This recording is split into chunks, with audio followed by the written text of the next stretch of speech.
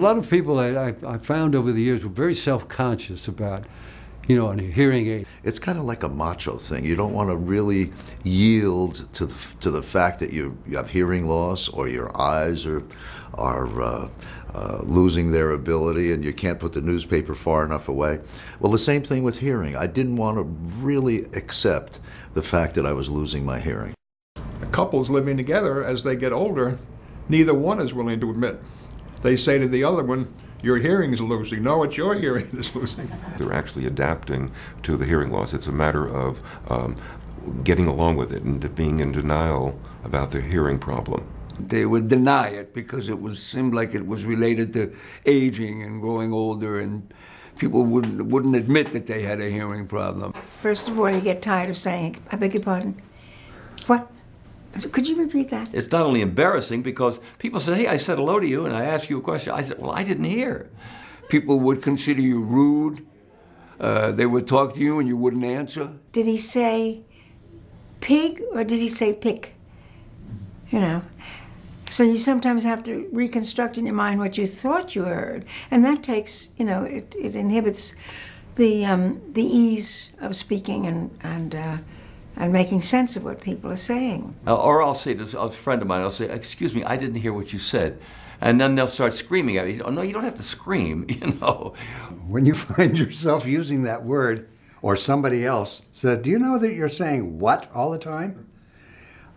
It's time to pay attention. Some of the smartest executives in the world will prolong or put off having hearing checks. So they tested me, and I have 80% hearing loss in the right ear and 75% in the left ear. So that's why I haven't been able to hear. They get smaller and smaller every year, better and better every year. Now, how many people wear glasses? Do you see my glasses more than my hearing aids?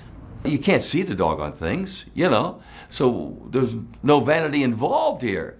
I feel so good when I have these to help me, these hearing aids. I wear hearing aids in both ears. They're 1,000 times better, and there is help for everybody. So why should anybody not go and get help? For me, it was really a work choice, because I wouldn't be able to do my profession properly. When I got my initial hearing aids and found out that I could hear the golf ball being hit, it improved my game immediately.